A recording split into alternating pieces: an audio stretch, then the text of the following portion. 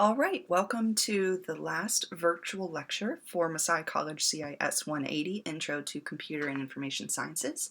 Today we will be covering the second portion of Chapter 11, building on what we learned on Tuesday with file systems and the purpose that they serve in a computer system, what kinds of file operations, different types of files, how directory trees work, what absolute and relative paths are, and things like that. So today we're going to talk about different types of file access methods and additional topics with that. Okay, so let's get started. First type of file access is a version called sequential file access.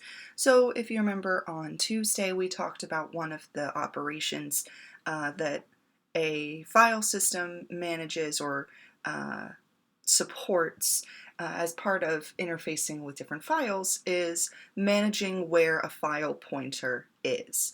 So this is where that comes back to play.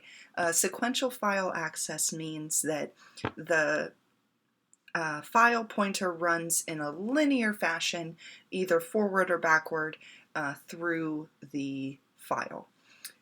Remember, the file pointer, if you use Microsoft Word, is basically that little cursor that lives in Microsoft Word, and you can put it in different places, and wherever you have that file pointer, you can either delete or add new content. So think of the file pointer as the cursor that allows you to interact with the data in different places of a file. So the sequential file access obviously requires very intimate knowledge of where the file pointer currently is. You need to interact with that data in a certain way, so you can either rewind from the given point where the file pointer is, or you can move forward and either read new data or write new data. So based on the current position of the file pointer, the file system may want to place it in a different location, either moving it back by one place, moving it forward by another. Some file systems may also support jumping directly to the beginning of the file or to the end of the file, but for the most part, sequential file access is what it actually sounds like, just moving completely forward or completely backward through the file. Okay, there is also what is called direct file access, which again relies on our old friend, the file pointer. But in this case, you don't have to move sequentially through the file. Your different data points are numbered. So you can see here we've got 0 through 22, and the file pointer can be updated to point to any one of these locations, which we call logical records. So for each item, the file system can update the pointer to say, I want to look at logical record 11 and jump directly to that location. It's more complicated to implement this kind of file access system, but it can be very, very useful when navigating large amounts of data. So you can imagine with sequential file access how tiring it would be, how unnecessary to have to go through the entire file if the data that you want is at the end. So the nice thing with direct file access, if the data that you want is at the end, you simply go to the end of the file. So a sample data set that might be really useful for this is something like a database, that you have lots and lots of data that isn't necessarily related to each other. So each item is a unique, independent piece of data. And so to be able to skip between them as you want is something that's very, very useful. Okay, so those are your two types of file access, but we also have this concept of file protection. So remember, we were talking a little bit on Tuesday about different types of sharing and making sure that people don't go in there and mess with your data when you don't want them to. So file protection is basically just setting the permissions for a given file or directory, just making sure that people and programs don't invade each other's space. So there are three basic types of categories for file protection levels. The first is called owner. And if you are the person who runs the computer, you are the owner of everything on your computer. So you have read permissions, write permissions, share permissions. You have the biggest range. You can do almost whatever you want. The group represents a list of users that are indicated by the owner as having some sort of stake in the file, whether it's school collaborators or a network administrator or something like that. Usually anyone in the group is able to read. Read is a fairly innocuous or it's an easy permission to give out. Sometimes you want to give people in your group write permissions, but not always. And then the third is the world, and that's everybody else. Anybody else who is on the system, anybody else who's on the network. Usually this is your most restricted range of permissions. Most of the time you don't give them any access at all. Sometimes depending on the nature of the file or the nature of the network or whatever other special circumstances you may have, you may give them read-only access. But generally for the world, you're not going to give anybody anything. You like your privacy. So the goal here is the same as every other resource management process. Just make sure that users can't get in there and mess up the system either by accident or on purpose. So general permissions, general protection, make sure that everybody is playing in their sandbox the way they should be. Okay, so now we're going to talk about different kinds of disk scheduling. So we talked on Tuesday about how the data for programs needs to live in what is called non-volatile memory. So when the program, when the computer loses power, that the data, the files, the programs, the folders, everything is still retained in memory even when power is lost. So that storage happens on your primary disk, your main disk drive. But how do you get that data out when you're ready to use it? So the disk scheduling is basically just the process of deciding what input and output requests the system should handle next. Because if you have multiple programs running, they're all going to want access to different files at different times, but they need to all play nice together and share the same primary memory. So in this particular situation, if you have a very efficient disk scheduling method, you can handle those requests in an efficient manner and make sure that all of your different programs are running correctly for the user. So if you have a particular memory disk structure, it's going to break down as you see here in this graphic. So the disk has a number of different layers called platters, and you can see they look like dinner plates. So platter is a fairly easy name to remember. Then within a given platter, there are grooves that the reader can, the reading disk head can utilize, and those grooves are called tracks. So if you think of like a vinyl album, a record that you would put on a record player, that's that kind of thing. Within the stack of platters and their given tracks, the track is called a segment, also called a sector. So you've got different sectors within a platter. You can see on the graphic that each track denotes another layer of information within the platter. And then the set of corresponding tracks across all platters is called a cylinder.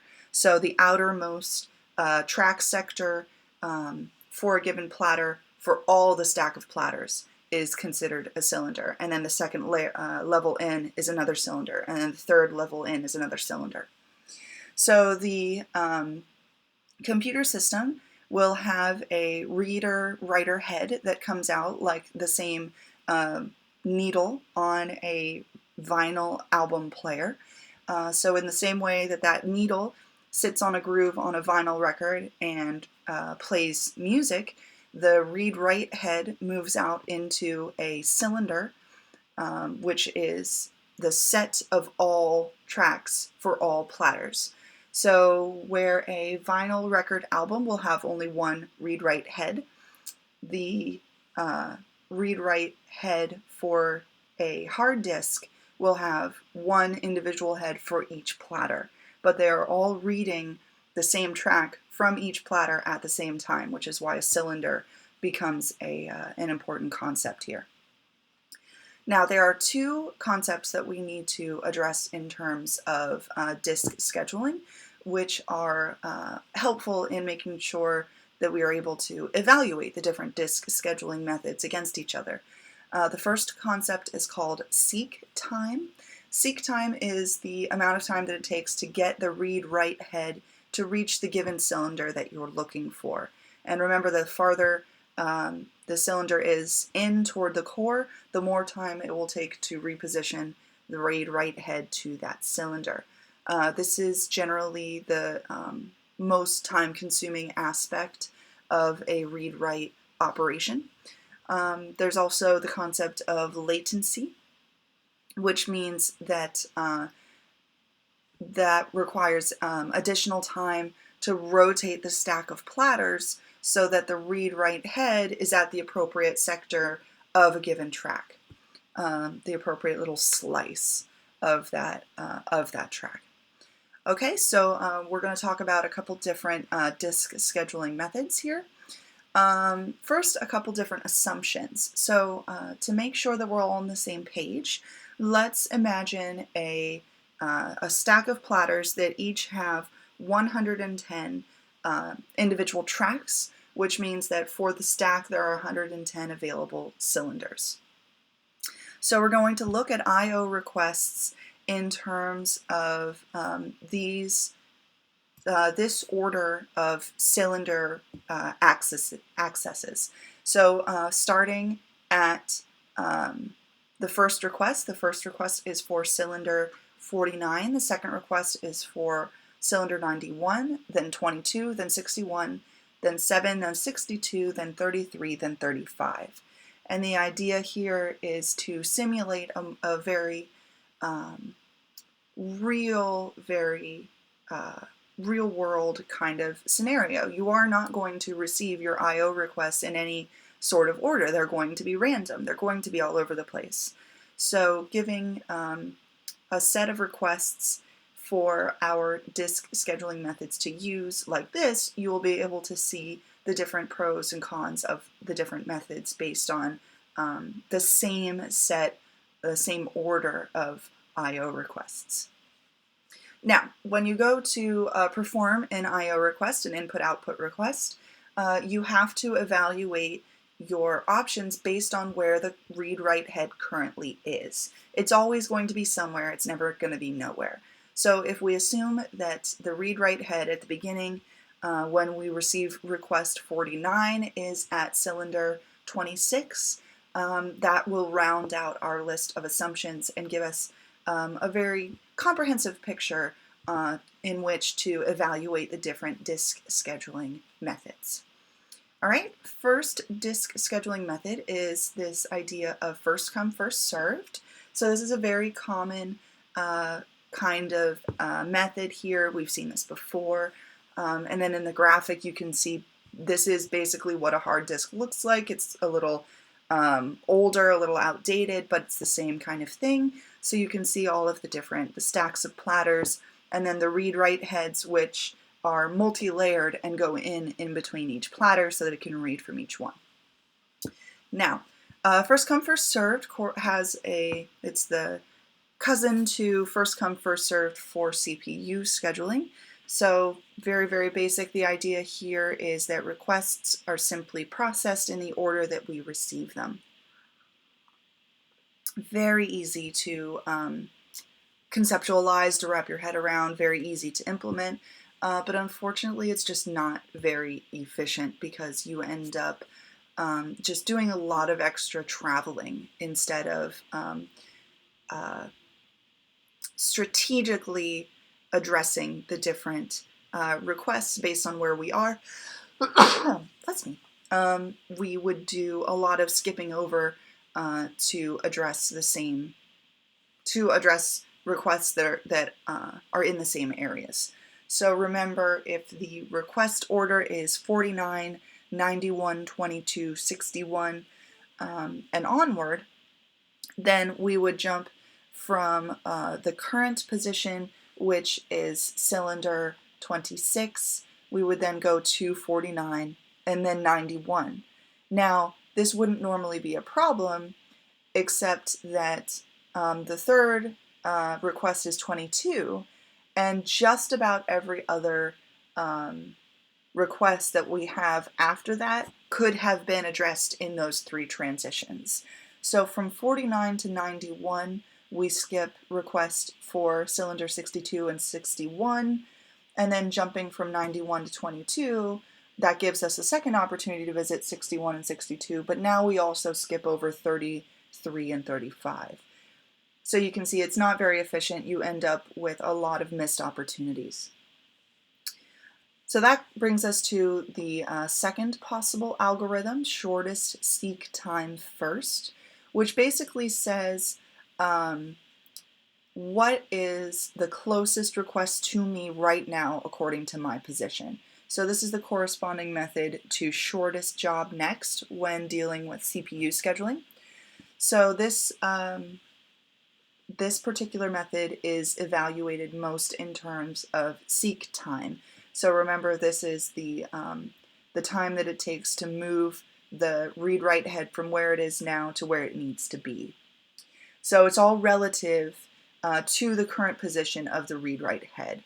So if the read-write head, remember, starts at the very beginning at cylinder 26, then the organization of the requests, we would start from 26 and then go to 22, then 23, then 35, then 49, then 61, then 62, then 97, 91, then 7. So using the exact same requests as before, starting at the very same cylinder as before, but this particular method is more efficient for making sure that you travel the shortest distance between requests without skipping over any possible opportunities. Unfortunately, it does not guarantee the shortest overall path from beginning to end, only between individual requests, but it does provide an improvement from first come, first served, obviously, because you now are more efficient about where your read-write heads go at a given time. Unfortunately, it is possible to what is called starve out different requests, which means that certain requests are never actually fulfilled because new requests may come in, and if they are closer to the read-write head position than previous requests, they will never be fulfilled because those ones that are closer will be addressed, but those that are farther away will not. So, for example, if you are at position 49 and you get requests for something in the 30s or something in the 50s, and you keep adding to your request lineup, then maybe the request at position 91 is never actually satisfied. It's starved out. It's never actually completed. First come, first served does not have a starvation problem. With first come, first served, it is very inefficient, but you at least know that all of your requests will be addressed. Okay, so next we've got scan scheduling. Basically, scan scheduling, you think of it as an elevator, all right? So with an elevator, you move from one extreme location to another, and you drop off people on different floors as you pass that floor. So with scan scheduling, it would move from the outer most cylinder in the platter to the innermost cylinder, and as many requests as it encounters along the way, it will take care of those as it gets to that location. So there's no chance for starvation at this point. Every request that comes in will have an opportunity to have its needs met. So looking at the original request lineup that we had, starting at cylinder 26, let's make the assumption that it is currently moving toward the outermost cylinder, which is cylinder 1. So starting at 26, it will then move toward the outside, and along the way, it will address the request at location 22, and then location 7. And when it gets out to cylinder 1, we have to reverse and come back in. So now we're moving up in number. So we'll hit 33, then 35, then 49, then 61, then 62, then 91. And then when we get to the innermost cylinder, which is 110, we'll turn around and come back out.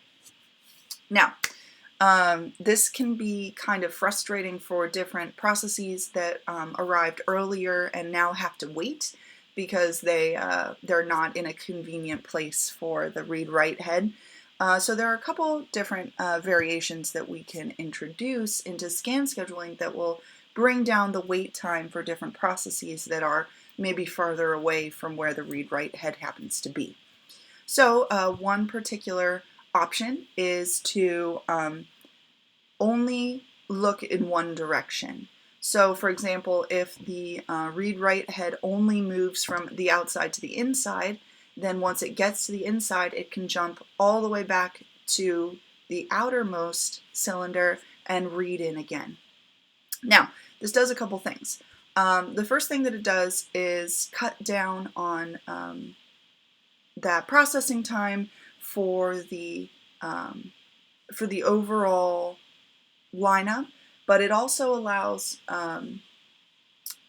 requests that are further away from the extremes to not have to wait as long to get back around to them. So if you remember with the original lineup that we had, starting at 26 and then moving toward the outermost edge, 91 has to wait for an entire scan and a half in order to get its turn, even though it was the second request to arrive at the disk.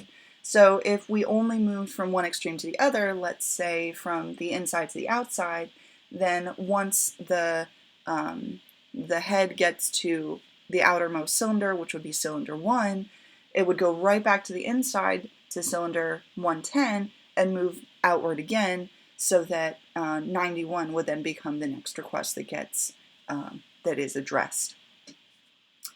Okay, so there's a second thing that we could do, which is to minimize the scanning only as far as the current outlier, which is called look disk scheduling.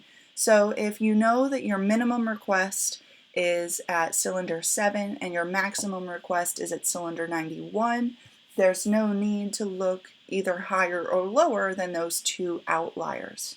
All right, so then this does require a little more active participation with the disk and the request lineup to make sure that you're not going any further than you have to, but it is a way for the wait time to be decreased for different processes. Okay, so just remember the Linux lab for this week is due before the start of class on Tuesday. There might have been a mix-up with the attachment for the lab on Canvas. You should be able to access it. You should be able to download the Word document. If you're having any issues, just send me an email, let me know, but that should be available for you. There's no class on Thursday of this week, remember, but there is class Thursday of next week. We do have the exam. So please come to class on Thursday of next week. Make sure to do the Linux lab and read Chapter 18. do the Chapter 18 quiz for next week. And if you would like to meet for additional study time for the midterm, I will be available during the chapel hour. So for the 8 o'clock class, if you want to stay a little late, for the 10:30 class, if you want to come a little early, I will be available during that chapel time to field questions, you can ask me whatever you need, and then we'll be ready for the exam. And one final reminder, Jared the TA will be proctoring that for me. So Tuesday will be the last class that we have together. It's been really great. Thank you so much for this opportunity. And I will see you for Chapter 18 on Tuesday. Have a great weekend.